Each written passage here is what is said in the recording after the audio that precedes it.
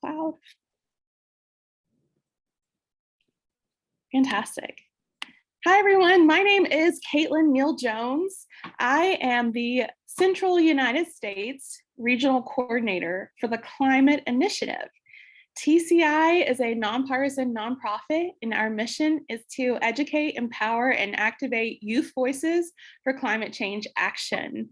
We love to find ways to give you all the skills that you need to go out into your local communities and do climate work to engage others in this very vital, important worldwide conversation. And I know that many of you are trying to build grassroots movements in your community. And a huge part of that is being able to talk to others about climate change. So our webinar today is going to focus on climate conversations. I chose to sort of put an emphasis on talking to your family for two reasons. One being that's a question and a concern that we get a lot from ambassadors is that, maybe you have family members with differing opinions, or you live in an area of the United States that isn't as open to discussing climate change, and you really want to start having those conversations with the people closest to you. So we want to help you, give you skills for that. Additionally, research shows that youth have the biggest impact on their parents' viewpoints when it comes to things like climate change, much more so than the news or politicians or someone like myself trying to talk to your parents about climate change.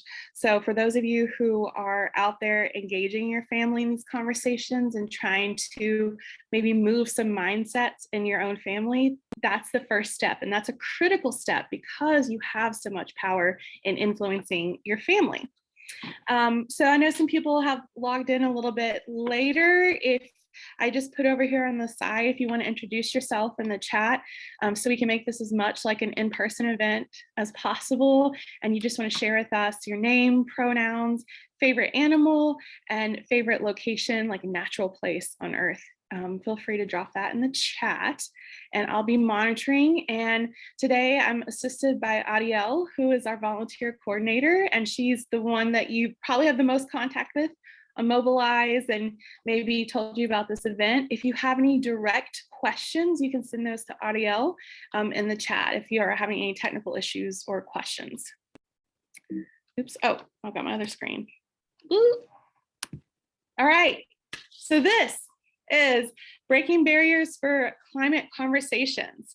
So this is actually adapted from a presentation that I did with two other members of the TCI community last year, an adult ally ambassador and a youth ambassador or college ambassador from American University. But I wanted to change this up a little bit. There are gonna be opportunities for interaction, dun dun dun, audience participation, but it's challenge by choice. So I'll have some opportunities for people to drop answers in the chat box or say them out loud. The first thing I want to do is I have some polls. So I want to understand where you all are coming from and what matters the most to you today. So right now I'm launching a poll. So what are the barriers, and you can choose all, it's not just one choice, that you face when it comes to talking about climate change with your family? Just take a moment, like another few seconds to fill that out.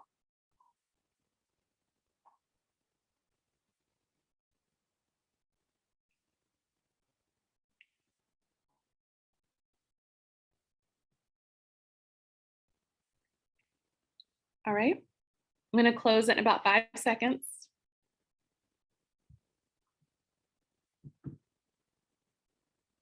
Okay. All right, so it looks like overwhelmingly, and I think this is what I've heard the most and why I did this webinar, is engaging with family members who are coming from a different place politically or philosophically. And it can be really hard because politics and life philosophy, those are rooted in values. We're going to talk about values later. So you're not just talking about facts anymore. You're talking about the way that people see the world, the things that matter the most to them in the world, their own personal values. So some of the generation gap, the way that the world was and the things that were acceptable and the things that were valued when our parents were our age, or even like I'm a millennial and I know that talking to Gen Z, it's different because there's different values and perceptions. And then trying to avoid conversations turning into arguments. So we are going to talk about that today. So hopefully we will be able to address all of these. Okay, and let me know, because I've never run a poll before. Are you all able to see the poll on your screen, or do I just see it on mine? Okay, thanks for the thumbs up. All right, I have another question for you all. So this one is going to be, how comfortable are you starting and engaging in climate conversations? So take about 30 seconds to choose one answer.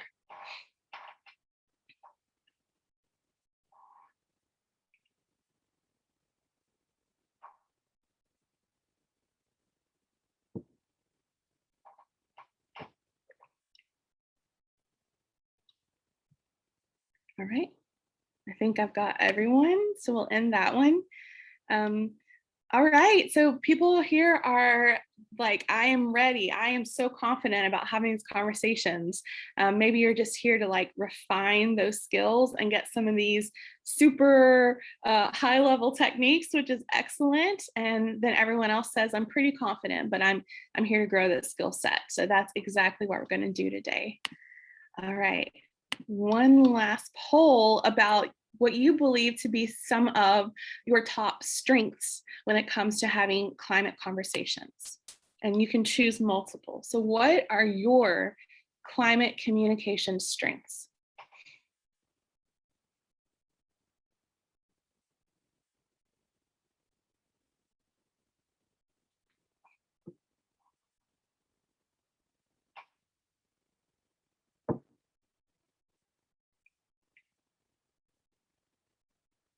Take just a few more seconds. I know that's a lot to process.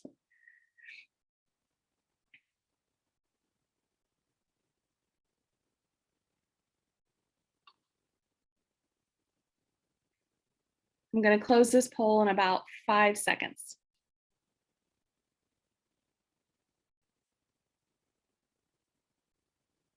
Okay. All right, so it looks like pretty much everyone here is like, I am so passionate. I am on a mission to change the world. And that's fantastic. And that passion is what changes people's minds. That passion is what leads others to join in a grassroots movement, because passion is what gets at values and changes values and enhances values. It's what makes people say, whatever they've got going on, I want that too. So I'm so excited to hear that. You all seem to have a really good grasp of a lot of these climate topics, which is excellent, because we're not going to cover a lot of specific science facts today. We're going to talk more about communication skills. So I'm glad you all feel confident in that arena. Connection to families is incredibly important. When you have that good relationship as a foundation for conversation, then that sort of takes away some of that fear about like harming a relationship by having difficult conversations. And then lots of good listeners. We're going to hear about listening. And then some people said other, and just curious if you did say other, if you want to share with us, whoever said that, like what are some other skills that you think are crucial? Is Matthew, you have your hand up? Yes, I'm the one that said other. Insight and accessibility to the language bearer of what we're doing here. Thank you. Yeah, excellent, cool. Yeah, and I think like sort of what Matthew goes sort of like to build off of that, knowing like going into this, that being aware that it's difficult and doing your prep work, having insight into the fact that like this is hard for everyone, right? It's hard for the other people having the conversation. It's hard for us, and the accessibility, the more that we make ourselves approachable and the more open we are, and that we appear confident and comfortable engaging with people, even those who don't believe the same thing we do, that opens the doors to these important conversations. So cool. Okay. So you took that way. All right. So I mentioned really quickly that I developed this webinar last year with some friends of TCI. So I just want to shout them out and thank them once again, because I could not have done this without the work that they put into the presentation. So Miss Evelyn is a licensed counselor in Alaska. We've been lifelong friends. Ashley Hawking is a college ambassador. I think she's now a junior at American University. I work for the Climate Initiative, but prior to this, I was a clinical mental health counselor and then a school counselor. So I'm bringing a lot of my background in counseling into this presentation to give you some of those techniques that we use in counseling to have very difficult conversations. And there's a little bit of a lag on my presentation. There it is. So the reason for this presentation is that we've got the passion, we've got the fire in our belly. How do we build a movement? The way that we build a movement is by talking to others. And the true way to build a movement is by talking to others that don't necessarily believe what you believe right now. Because we have a strong base currently of people that are on board. Climate change is real, climate action is necessary. The way that we keep building what we're doing into a huge wave is to engage with people who it might be a little bit difficult first. And for some of us, that's our family members. We really want our parents to care about this and to be on board. We really want our siblings and our grandparents and our aunts and uncles. But so the more that we practice engaging in difficult conversations, the more that it is going to become a topic that's okay to talk about and will open people's minds versus shutting people down. These conversations are hard because it has to do with political values, personal values, that we're talking about preconceptions, big ideas that people maybe had for 20, 30 years about the way the world works and the way they see the world. And when we talk about values, worldviews, people can be very defensive. Those are very personal topics for us as well as for them. You know, it's very personal to me when we talk about our planet and about climate change. So we're getting you to approach conversations intentionally, planned out ahead of time, and very mindfully. So we're trying to be very present, mindful, intentional. And the more that we practice and prepare for these conversations ahead of time, the more you're ready when they do just happen in the moment. It's a holiday dinner with your family and someone brings something up, or you're at someone's house and there's news on the TV and there's a moment for these conversations. You'll be prepared for them. Right.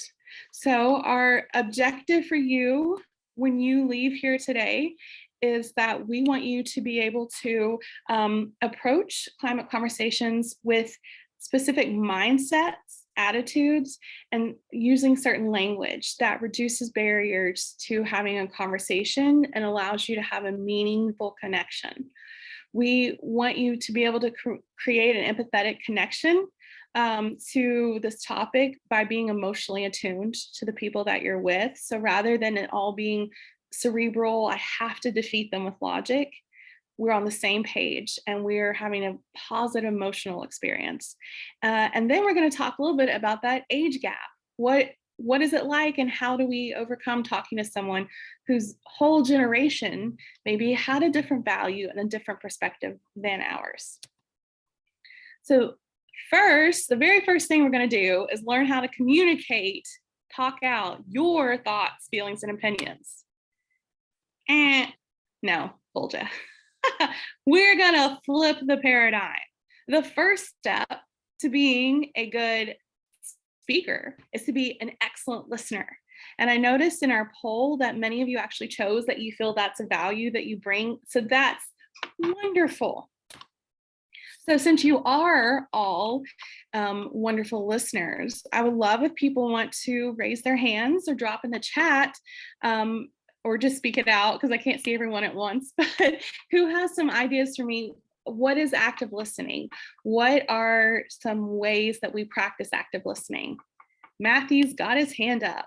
You have an idea for us? Yes. Active listening is the understanding of the language, but also that concept of the language too as well.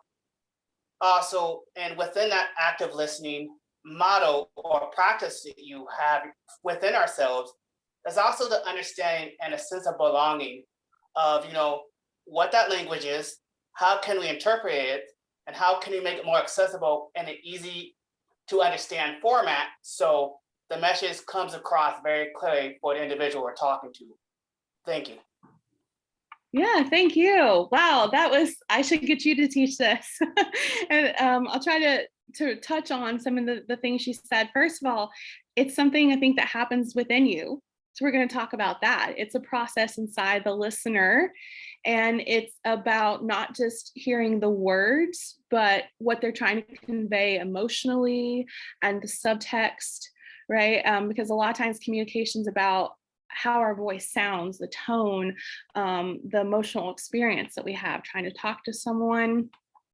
Yeah, you did a great job. We're going to touch on a lot of what you're saying. And it's about, too, I think Matthew mentioned, conveying back to them that you're hearing them so that they're experiencing that they're being listened to and that you're listeners. And then in the chat, is it Sienna? I hope I pronounced your name right. Sienna said it's listening to understand with an open mind instead of responding with preconceived notions. You're right. We're going to touch on all of this.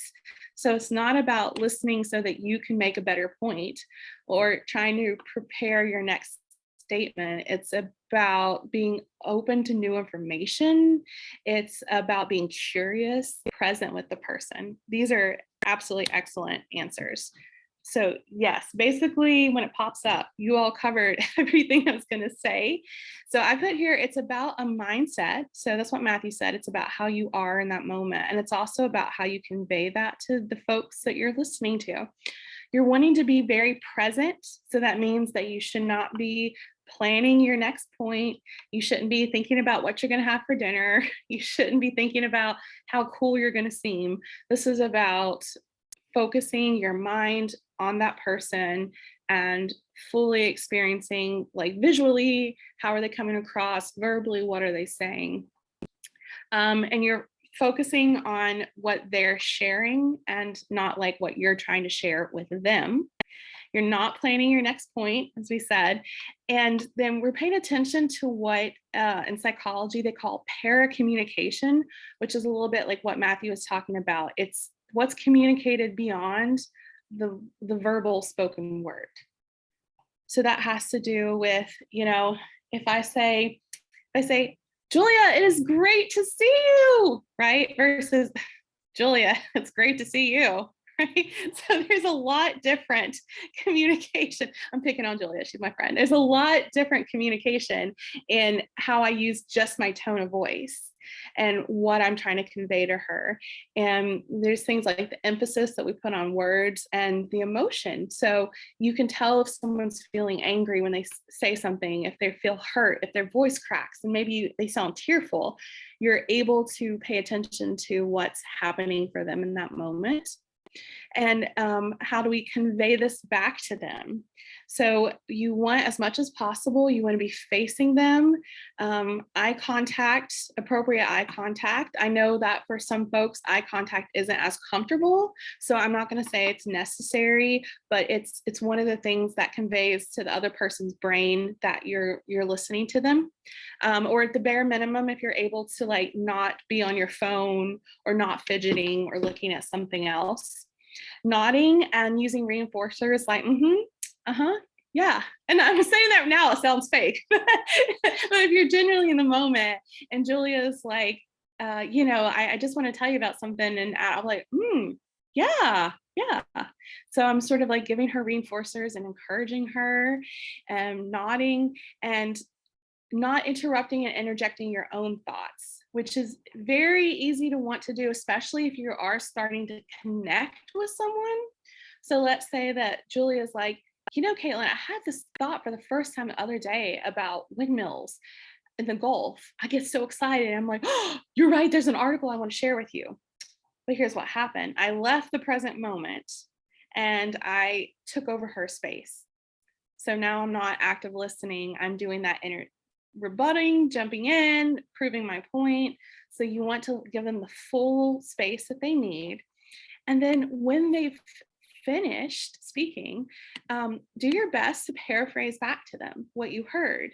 And this helps you do two things. One, if you get it right, then you're connecting with them. You're meeting them on the same page. They feel heard, they feel respected. If you get something wrong or you misunderstood, they're able to clarify for you so that you do get on the same page.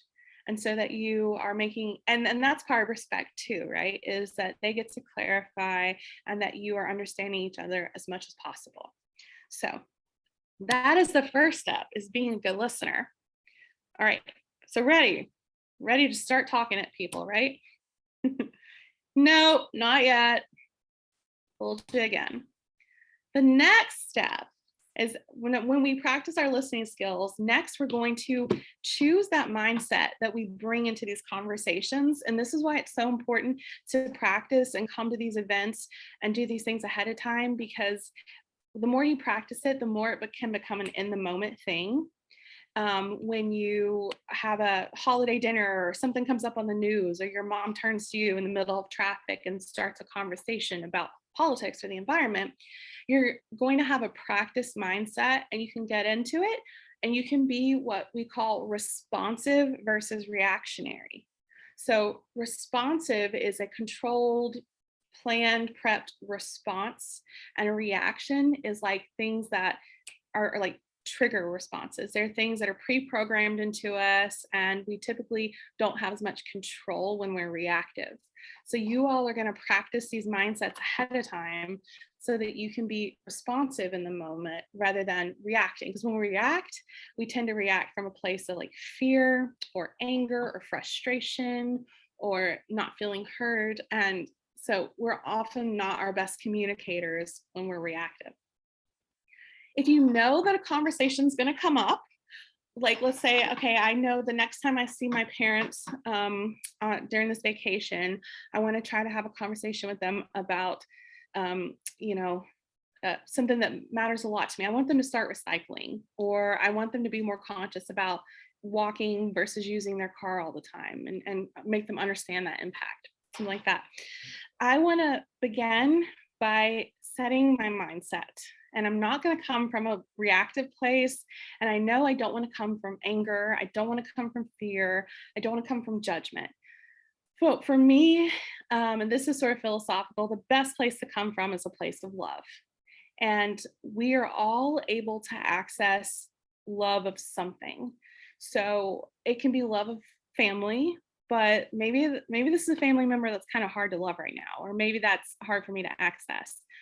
I want to come from a place of loving my planet, loving my fellow people, loving myself, right? I want to speak up and speak my truth because I really love myself.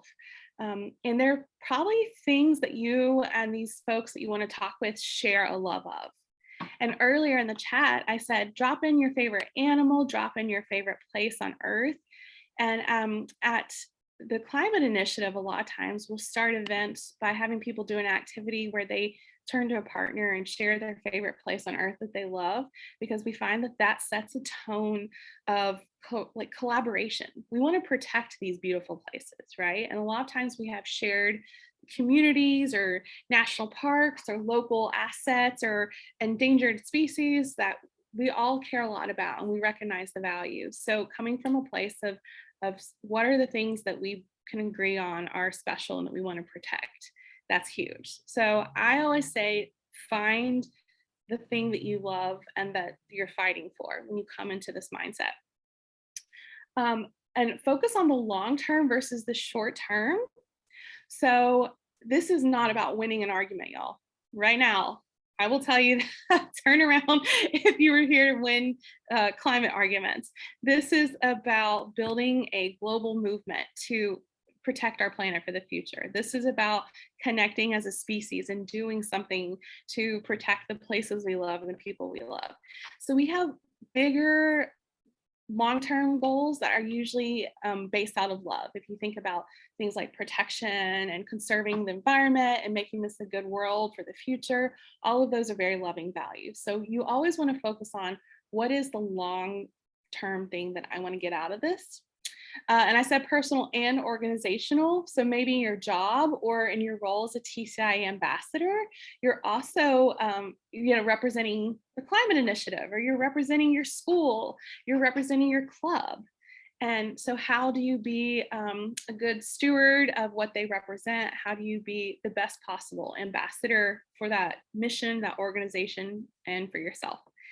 And I always like to choose a very short 2, 3, 4 word mantra that I can repeat in my head if I start to feel myself get emotional, get heated, I feel anger creeping in, or I feel defensiveness. I come back to that mantra.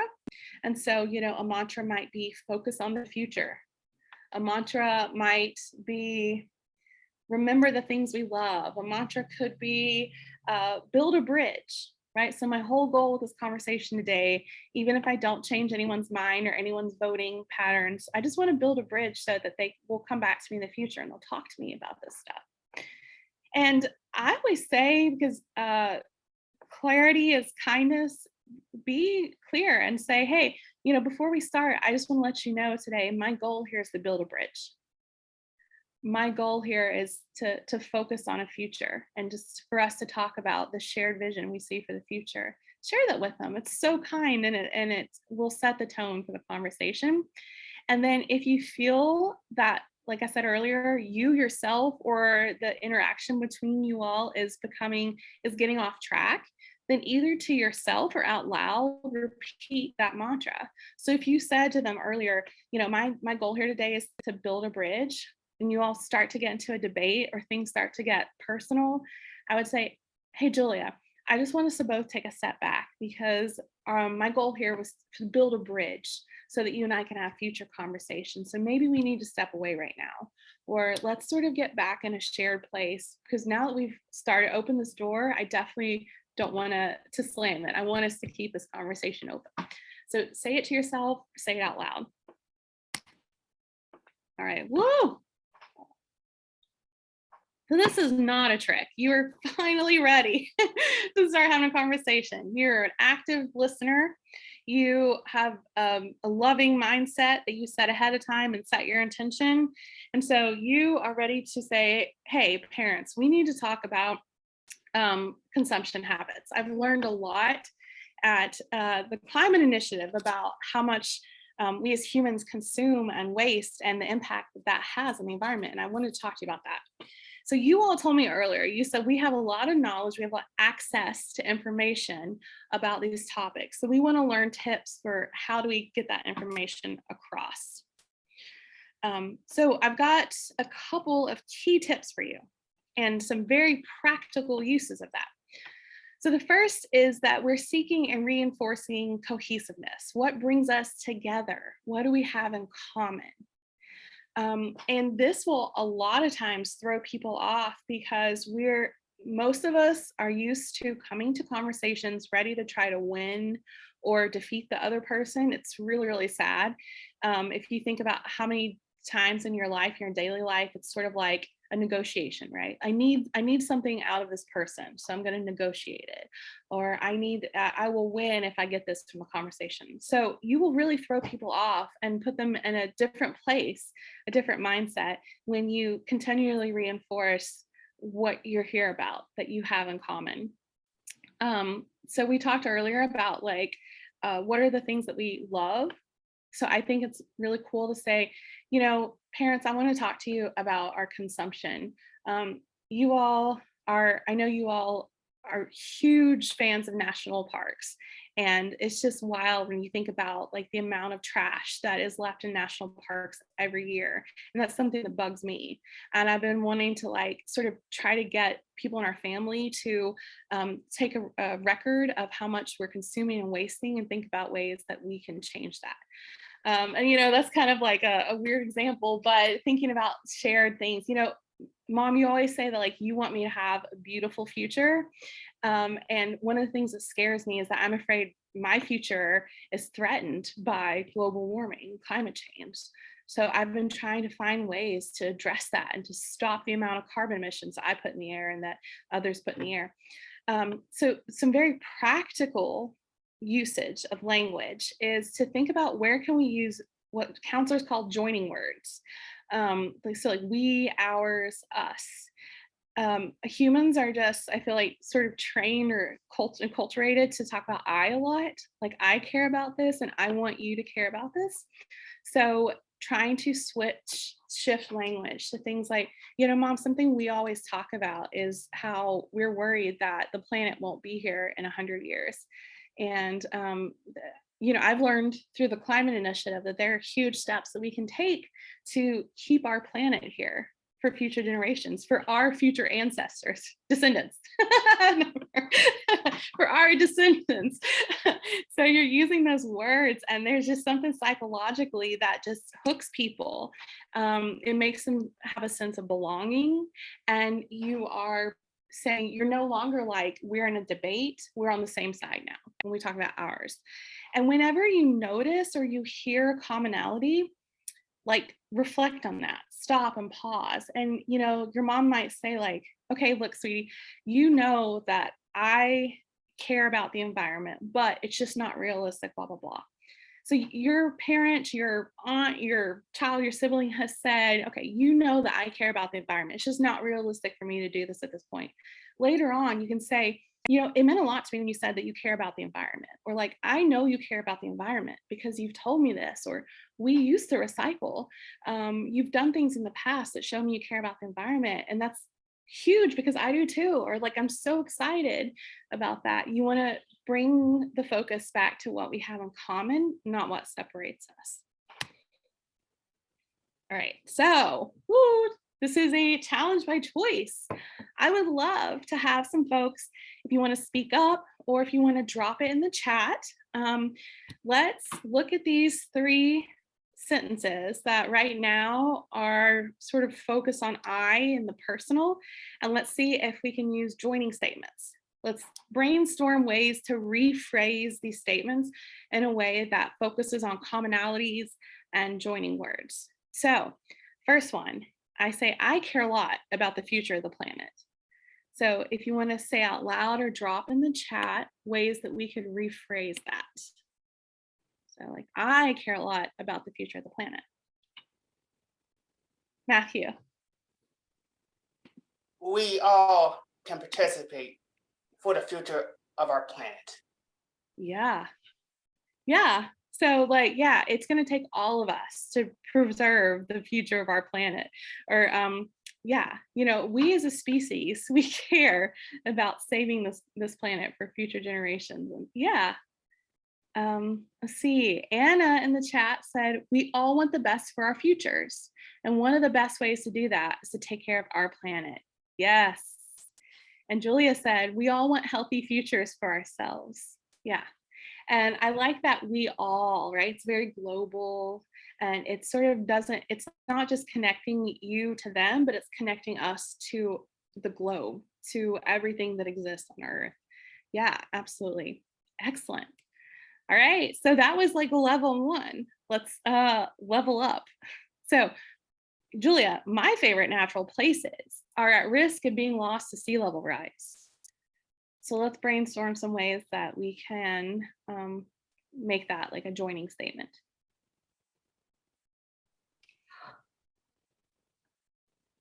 Yes, Matthew.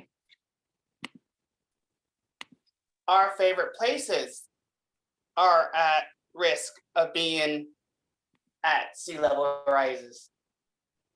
Yeah, exactly. And Anna in the chat said very similar to what Matthew said. She's like, some of our favorite vacation spots may be lost because sea level rise. Yes, so ours.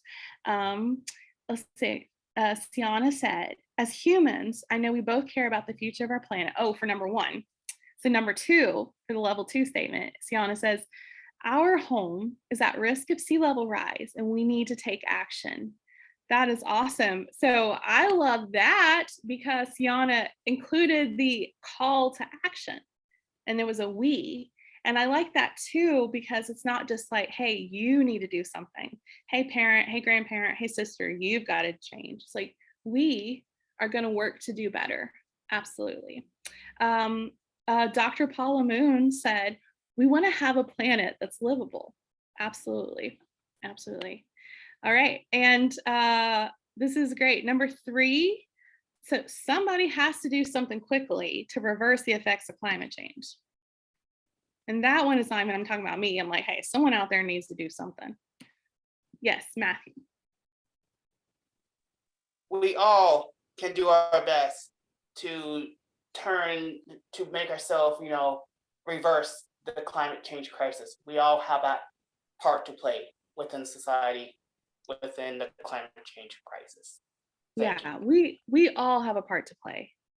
That's huge. And because that's like you're taking your own responsibility, you're talking about shared responsibility globally. And then also there's that implied responsibility of the person that you're talking to.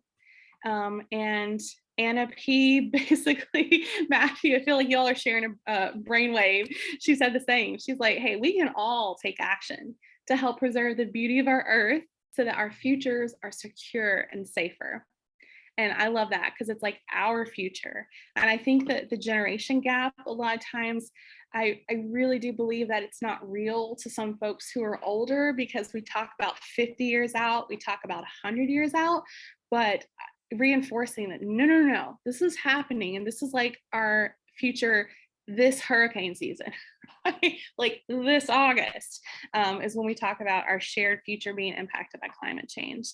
And then Sienna said, we need to do something to reverse or mitigate the effects of climate change to fortify our futures. So I'm hearing awesome things being repeated, that we all need to do something for our shared future. And so perfect, you all totally get this.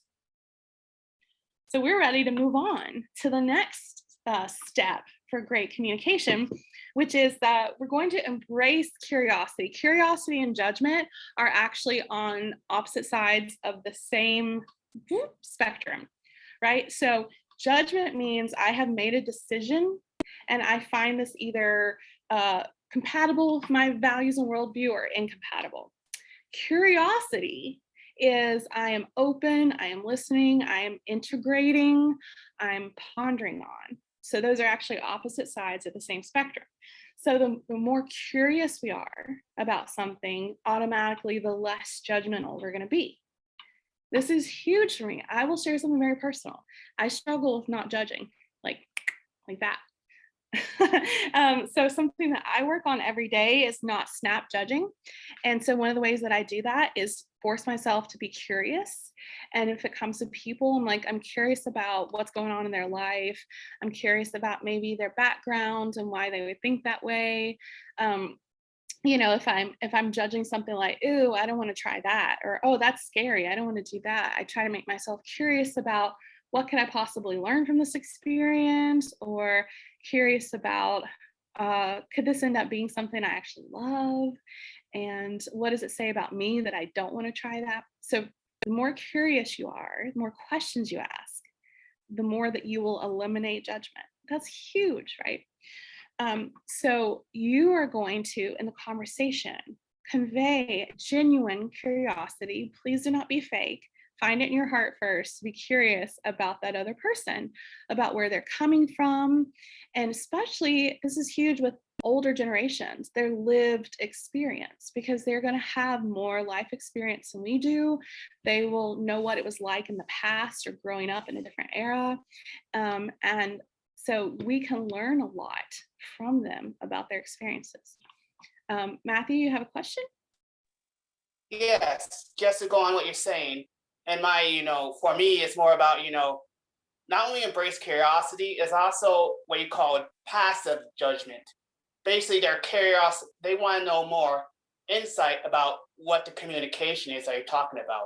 With me, it's more about taking that discussion, having that conversation, talk to the participant or the other person, individual that brought up that discussion or that conversation to you about, how can we or could we all come around on this issue together on finding common ground.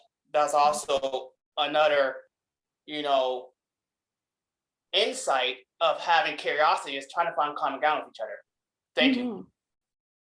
Yes. So part of curiosity is being open to discovering new things, discovering new common ground.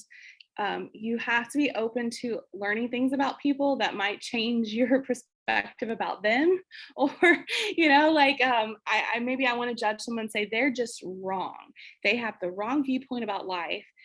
I have to be willing to be open that they have lived experiences that are different than mine, that have brought them to this conclusion. There may be things about their viewpoint that I take and I integrate. And it doesn't mean like I have to change entirely.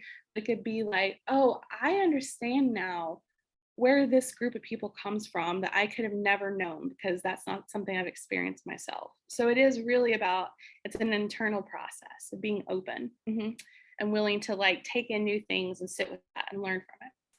So you're going to ask a lot of questions. And this is huge. This is something that someone here at the Climate Initiative, my supervisor, Leah, taught me very early on, is that if you are in a conversation that's feeling confrontational, this is like a magic trick, you all.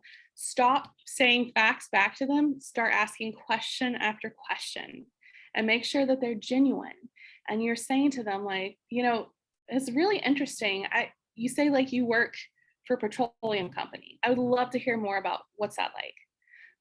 What was it like growing up in Louisiana when I'm in Louisiana, there's the petroleum boom, and that person might say to me, well, in the 70s in Louisiana, they said there's only one job you're going to have. It's in the oil fields. I'm like, wow. So what's that like, having that idea that if oil goes away, there are no jobs? And they're telling me more about themselves and the things that they grew up with. And now we're not having a debate. Like, we are connecting as people. So the quickest way to shut down this confrontation is to start to find your place of curiosity and start exploring that with the other person. And then here's a really cool little technique that I learned from a book called Insight by an author, and she's a consultant with like big Fortune 500 companies. Her name's Tasha Eurich. And she said that when she works with a company or a CEO who's stuck, she stops asking why questions and asks what. So why questions, if I'm like, why do you believe that? It tends to people will get defensive, or people will go to like their values. When you ask what, it forces people to be creative. So if I'm like, instead of saying like, why didn't that work out? If I say, what could we do differently next time to make that work, for that to work better? Or if I say, why do you think that climate change isn't real? People are like, well, I heard this, I was taught this, or my values. If I say, what are the things that led you to have that idea?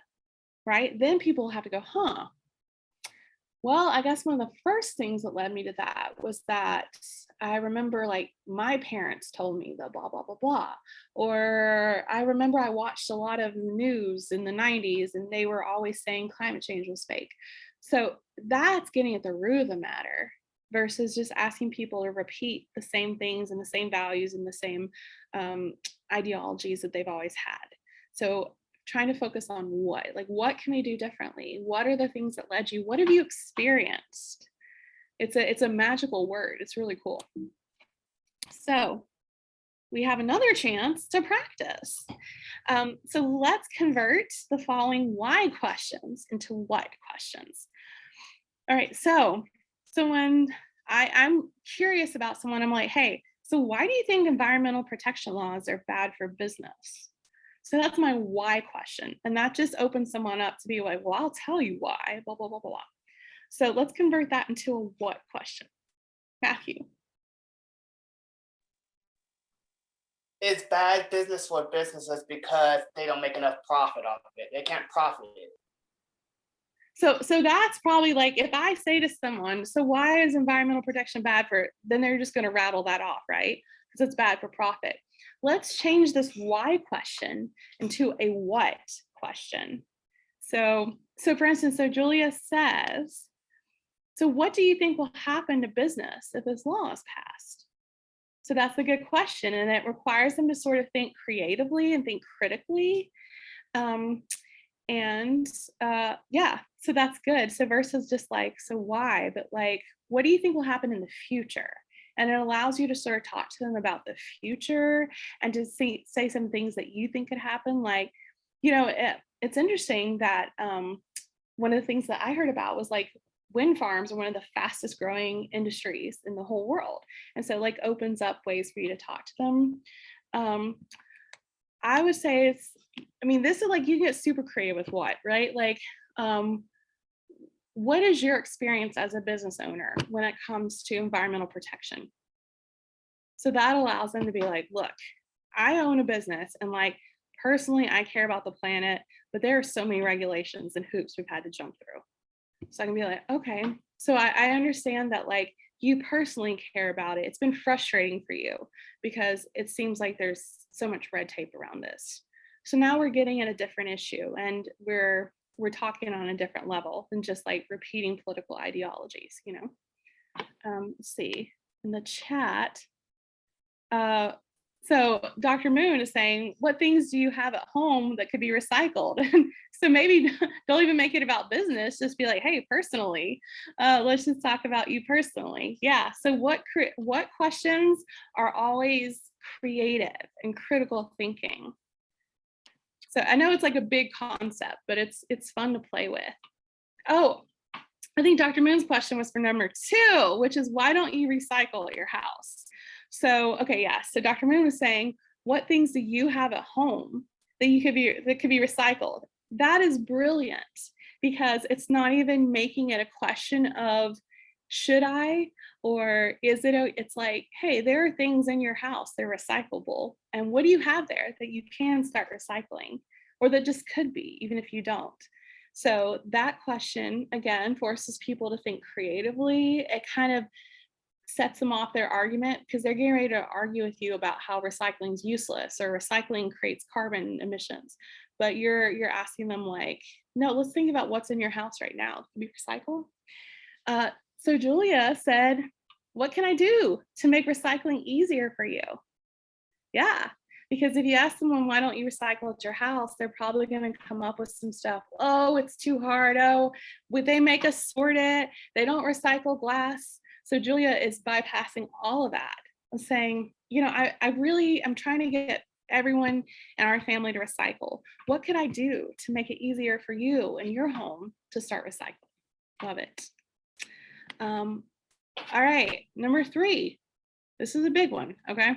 So maybe it's a family issue and you're like, hey, why don't you want to talk to me about climate change? Or why aren't you comfortable talking about climate change? So what's a way that we could rephrase that? And Sienna says, what is holding you back from talking to me about climate change? Which is an awesome question. So like, what are the barriers? And what can I do to make you feel more comfortable about conversations like this? Those are excellent what questions. And then Julia reinforced, she said, yeah, that's a question that's coming from a place of love. So excellent job. So coming from a place of love, what can I do to make you more comfortable? So rather than like, when I ask that why, I'm like judging them a little bit, right? Like, why won't you talk about climate change? And when we ask that what question, what can I do to make you more comfortable? What are the barriers to talking to me? You're caring about them. You're making it easier. You're being accessible. That's awesome. Yes, Matthew. Here's a big one. My question is instead of why, to me, it's like, how can the climate change initiative or material and curriculum be accessibility in a way of your language to make it more comfortable with you? Yeah. So again, like this place of accommodating them, being loving, being like you're not putting yourself first, you're putting the other person first, which conveys a lot. And it is very hard to be angry or have a debate with someone who is like focusing on you and your needs. A lot of times when we get into debates, it's because like I have a position and I've got to pull you here. But you're saying, I'm going to like open up, roll out the red carpet, come to you. I'm not trying to pull you my direction. I'm going to come to you and meet you where you are. What can I do to make that more comfortable? What can I do to meet you where you'll feel in a good place to talk to me? So absolutely, these are excellent. Y'all, you're so cool. And this has been such a cool webinar. So we just have a couple more things to touch on. So I want to talk to you because the generation gap, both talking to older folks and talking to folks younger than us, that can sometimes be something that like keeps us from engaging in these conversations. So here's what the thing to think about it, reframe it. The age gap is so cool because the only way that we build this global movement is if we get people from ages 0 to 118. So the fact that we bring generational knowledge, older folks bring experience, younger folks bring energy and passion and excitement. We bring our knowledge and the fear, but also the hope your generation has that we're going to keep our planet alive going into the future. So it's really beautiful. It's actually a great thing to have people from every generation at the table. And again, we're focusing on our shared humanity and our planet and our shared future. So rather than focusing on the difference, we're thinking about what do we have in common? What are the things that we love? And what are the things that we care about and want to preserve?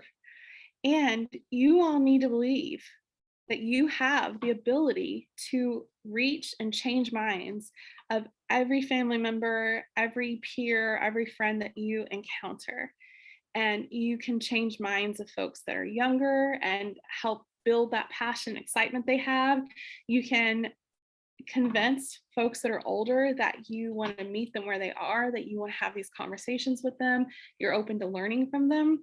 And I quoted, there's a study, I think it's like out of University of North Carolina State, that showed that like the person that has the most impact in a family, or like the greatest impact of family members reaching other family members, was like adolescent females with their fathers.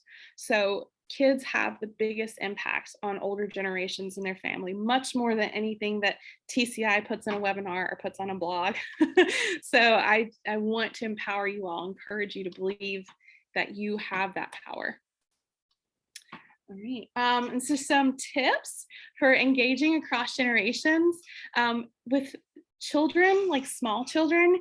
Use their excitement, use their imagination, ask them questions, right? So like, what matters to you? What is your favorite place on earth? What do you imagine the future to be like? How do you want to protect this? You said that you love going to the beach, and I think like you could be a future environmentalist. Let's talk about that. Find ways to make it engaging and fun for them. And I think that we always, at the Climate Initiative, we always end on a note of hope.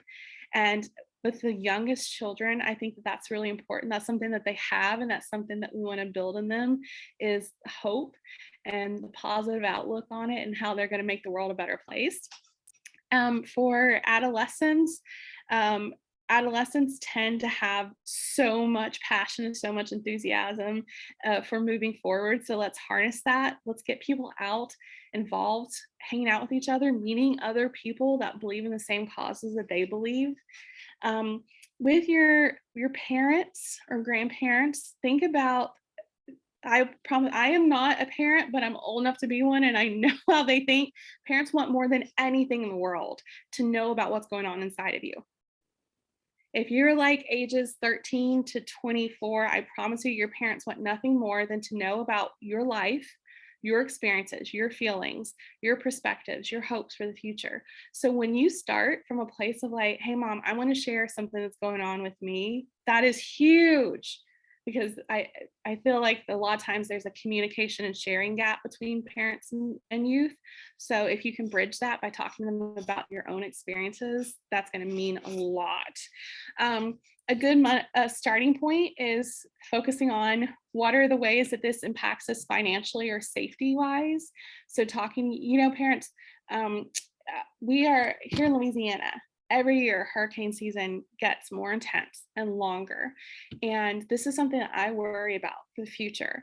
Like, I want to stay here in Louisiana, but it scares me a lot to think about hurricane season and the impact that climate change has and how it's making hurricanes worse. So starting from a place of like personal security, safety.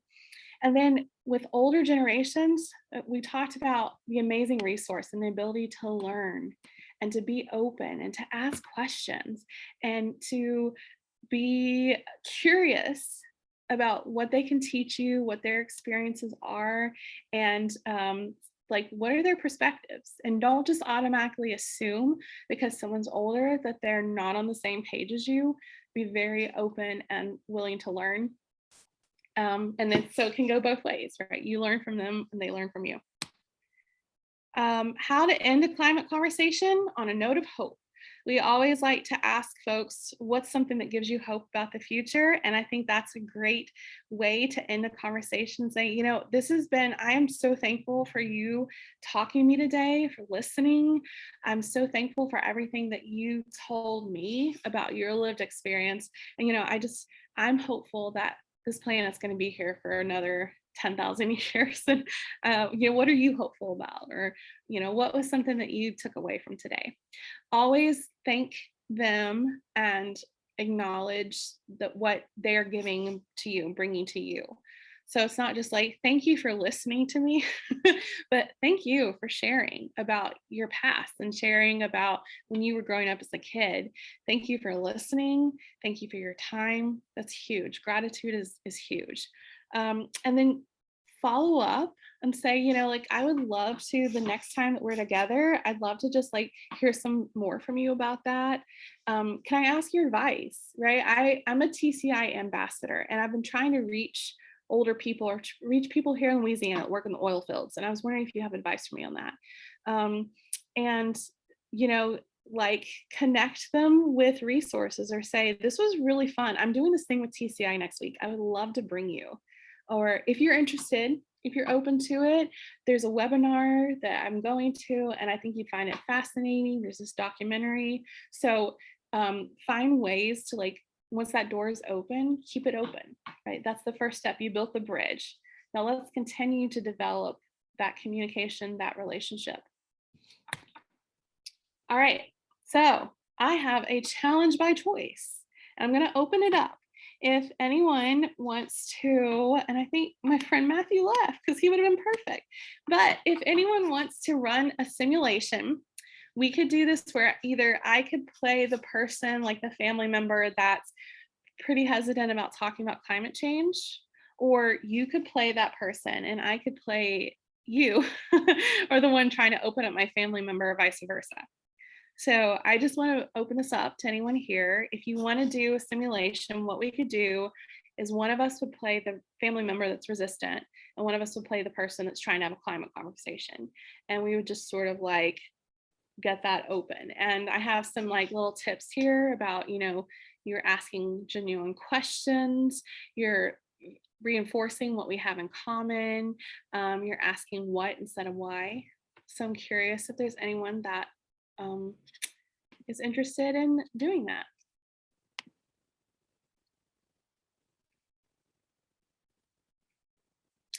I see. Who is this? Julia Anders. Hi, thank you for joining us tonight. Hello, hello. Hi. I was wondering if you would run through a scenario with me, and I kind of want to play the other person because I don't know how. I've had these conversations before and I've struggled with how to respond to them with somebody who just is apathetic. Like, they're not against climate change, they just don't care. Okay, so you want to be the person that's apathetic? Is that okay? Yeah. I don't know how to take them on. I get too worked up and then I'm not coming from a place of love. Yeah. Okay, so do this for me. Start me off with a prompt, like say something about how. So I don't get why we should pay $7 for composting if we already pay for trash. Interesting. So what do you know about composting versus landfill? it's better for the planet if we put it in the compost bin. Yeah, yeah. So composting does have a lot to do with the environment. Like I know that that's something you care about. You really enjoy hiking. So I know that like you care a lot about the environment. So one of the things that composting does do to help the environment is that it reduces waste that's going into landfills. It reduces a lot of the plastics and things and natural waste that can get into our waterways. Like that's something that in the past you've talked to me about. Like sometimes you get grossed out by like just the thought of like waterway pollution. The bayous around here don't look the same as they used to. So from my perspective, one of the reasons that I compost is to just try to be more conscious about where things are going after I use them. Like, what do you think about the idea of like humans making all this waste and putting it out in the environment? Well, I guess I just thought if I put it in a trash can, it would go to a landfill and it would decompose there and it would be out of everyone's way. Yeah, I get it. So it's easy for us when we don't see things like out of sight, out of mind. It's easy for us to not think about it. But I think it's really important for us to always like be conscious of like where does things go after we use it, you know? This is already so helpful. And you know what's funny? Adielle's on here and like she's a compost expert and I'm not. No, that was so helpful. The hard thing for me is when someone just doesn't care. So that was really helpful to see how you pivoted. Yeah, yeah. I don't and want like to steal your thunder. I'm trying to actively listen and not just interject. well, I was like, I don't know, waste from compost. But yeah, and you know, thinking like, yes, that's something we do as humans, out of sight, out of mind. We forget about it, but we want to be more conscious about where our stuff is going about or is going to, or you know, yeah. So thank you. Sienna's had her hand up. I figured that I would like try to do a simulation. Yeah. So do you have a preference for which side you want to play? I would like to try to be like the person like kind of leading conversation. That way I know how I can like feel other people out. Mm-hmm. Okay. All right. So you want me to play the person that's sort of like doesn't want to talk about climate change? Yeah, or that's just a little like resistant to certain like ideologies. Mm-hmm. Okay. All right. Okay. It's like on the news all the time now about climate change, and I just don't get what the big deal is. Well, I think it's because a lot of people, including us, I mean, we all care about our future, and I believe that we all want to find happiness. And it can be hard to do that when there's things in our world that are going downhill, like the heating of the earth and increased hurricanes. And I mean, no one likes to be stuck in a hurricane. So it's on the news a lot because we need to do something about it in order to protect our futures and our happiness as like a species. Yeah, I guess, but like they're always talking about, oh, in like 2100, there's going to be a superstorm. I just don't get what the panic's about. Well, they might be talking about that as to show you that the impacts of what happens now will be lasting, but there is current impacts too. Like I said, with like hurricane seasons, or we've seen the wildfires in Australia and the wildfires in California, and all of this stuff is happening now. So it's very important to not only notice that while they may be talking about lasting impacts in 2100, that might not affect us directly, even though it could affect our children. There's stuff right now that is affecting us directly. And like with microplastics being found in people's blood because of pollution, that's something that's happening now. And it's something that we need to do about now. So there needs to be more awareness around that. Yeah, I mean, I know it matters to you, and I guess that's cool, but it's just like if there's a wildfire in the middle of nowhere in Australia, I don't understand like why we're spending all this time and money trying to solve wildfires in Australia. It's not just the wildfires. I mean, have you noticed anything around you, like hurricanes or tornadoes or torrential downfall that's been happening recently? Yeah, I mean, floods are crazy. Like it feels like floods are happening all the time. Yeah, and those floods can partially, or actually a great part of the extremity of the floods are due to the like global warming and climate change and the greenhouse gases that are being released. So while we may think of it as someplace far away, like the fires in Australia, is the floods that are happening near you and are directly affecting you. And I'm assuming your happiness are also due to this greenhouse gas emissions and climate change, global warming. Yeah, well, that's crazy. I never really connected floods with climate change.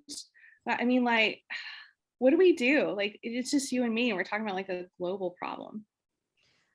I mean, every effort is impactful to climate change, both negative and positive, which is why we need to focus individually. As if any individual thinks that nothing's going to happen, then no one's going to get stuff done. But if we all start to change our mindsets, even if it's just one or two people, either like decreasing meat intake, starting to compost, looking around what's happening, decreasing your transportation usage and your carbon footprint, again, that all goes together. For example, people in the United States have like a carbon footprint of 15 tons, but the worldly average is only, I believe, like 4 point something tons. So if just us as American citizens reduce our carbon footprint, it could impact the entire world as a whole, even if it's just some individuals, as it brings the average down. Man, Sienna, like, I admire you a lot. I really appreciate what you're trying to do with this. I just like, I feel like I don't even know where to start. It would be kind of like weird for me. I mean, like, I don't know if it'd help if just I start composting. Well, it doesn't always have to be just you or just I. You could reach out to other people and you could do it as like a friend thing for a community building.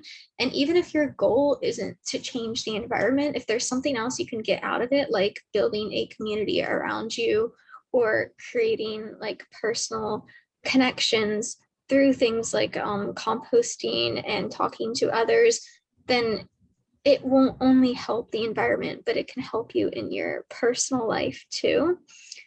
And you don't need to start with something big. Even small things make a difference and can lead up to others. And scene. Cool. That was so good. And Sienna, like, the coolest part was when you said, okay, so what are you noticing? Like, yeah, like wildfires in Australia. I understand how that's sort of abstract. Have you noticed anything, or what do you notice in your community? That is like a TCI regional coordinator level question. And we always talk about getting stories of change and getting people's personal experiences. That changed everything for my character, right? Like, my character is like, oh man, you're right. Like, oh God, flooding is awful. It's getting unbearable to live here. And then immediately I shifted and I was on a page with you about, okay, yeah, so climate change is bad, but what can I do about it? And you did a great job of offering me like lots of options and things to look into. And I think too, like, next step for you, since you're prepping for these, is what we talked about earlier. Let's make it accessible. And what can I do to connect you with these resources? Or what can I help you start doing? So I was like, I don't know, like, I just feel like it's a lot for me to start recycling or me to start, drying my clothes on a line rack. Like, that's weird. And so I think like you were totally there and you had all these ideas. And so like you mentioned earlier and folks mentioned earlier, what can I do to help you with that? Or would it be okay, like, if I showed you how I compost? Can I help you make a compost bin for your kitchen? So you were like right there. Loved it. All right, y'all. So thank you for all of my brave volunteers that did the simulation so we could see what this looks like in person. And I want to open it up really quickly because I know some people have to jump off and see if we have any more questions that I can answer for you today. Before we do the questions, I just want to cover hours really quickly. Is that okay? Yes, please. Yeah, so Sienna and Richard, I gave you hours that you guys had already applied for and Get Connected. Anybody else who signed up but hasn't put the hours on Get Connected, just make sure that you respond to that, and then I can approve them and you can get the hours for today. If you have any questions, feel free to DM me on Mobilize or ask now, I guess. Yes, we'll take any and all questions right now about the presentation, about logging volunteer hours through Get Connected, about TCI. I just need to say that I'm super grateful for this information. I feel like I came into this thinking, like, I don't know how to win someone over. Like, I don't know how to convince them. I don't know how to do that. And this helped me realize that it's not my job to win them or convince them. It's my job to meet them where they're at and come from a place of understanding so that we can move forward together. And I'm really grateful for that perspective shift. That was an excellent paraphrase of the entire presentation. You were an active listener. So just a reminder, I think everyone here is connected with us and that's how you heard about this, but you can connect with us through our volunteer platform, Mobilize. We now have so Mobilize is like our social media. Our volunteer platform is Get Connected, which is what Audielle was talking about. You can find volunteer opportunities, virtual events, log hours, see the impact of what you're doing in dollars and how you are building the movement, the global movement. We are on Instagram, we're on Facebook, Twitter, YouTube, which I will put this video up later, LinkedIn, if you're 75 or my if you're a business person, you're on LinkedIn. I am so happy to see all of y'all tonight. Thank you for being here. I should have put my email address up, but I'll drop it in the chat. So like if you have questions that you want to send to me later, my email is just caitlin@theclimateinitiative.org. If you're watching this on YouTube and you want to send me questions, you can do that as well. All right. So I appreciate everyone being here and have a great evening.